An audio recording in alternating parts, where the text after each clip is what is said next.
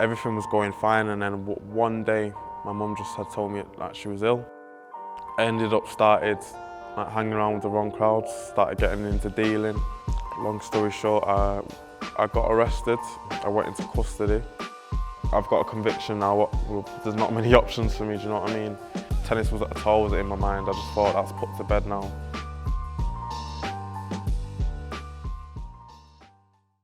From the area I'm from, my side, everyone's doing the same things. It's either football, drug dealing, or just stuff like that. My mum always kept me away from that. She always had me in sport. Shaq was very resilient. He was very stubborn, and it all stemmed down to him not having a dad in his life. Started playing tennis, I'd say around 10 years old. Say it was about the age of 12, I started to take like a proper interest in it. School was tough. I wouldn't say aggressive, but I had a lot of anger inside of me.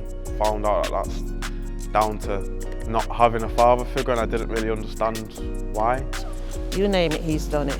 He's hit players with balls, jumped the fence and gone for another child as well. 16, 17 are just that age where you're about to leave school.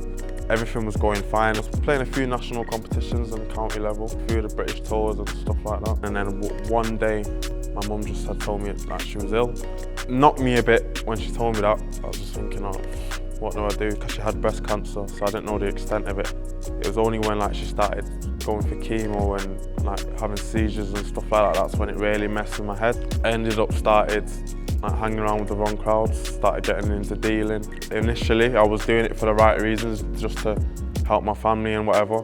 Long story short, I got arrested when I was in custody, because Wimbledon was on at the time, so I'm sitting there watching it and I'm thinking, you know what I mean, all these memories are coming back. So it was there. I did have a little thought about it in my head, but I didn't think I was going to come out and take it like proper serious, like how I am now.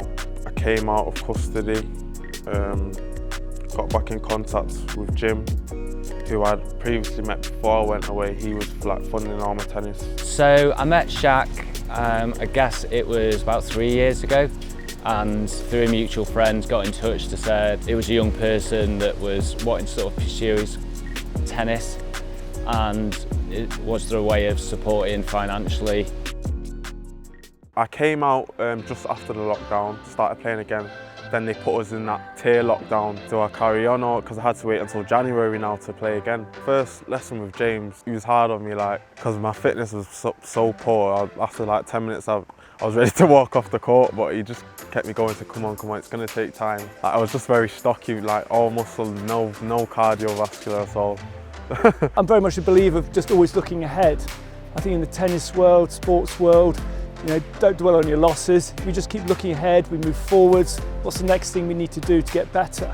I still like to make the pro circuit. I'm not saying I want to be top 100 or top, but I'd like to just have that experience of travelling and playing big competitions. That's what I'd like to do.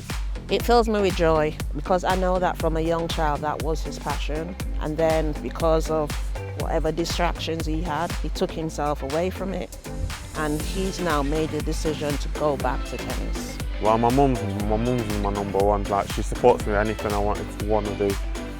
Away from tennis, I like to help people as well, not go down the path I did. When you come from the sort of area where I come from, that's all you're encouraged to do, the wrong things, because that's all you see. So I'd like to give back and try and help people to not go down that path.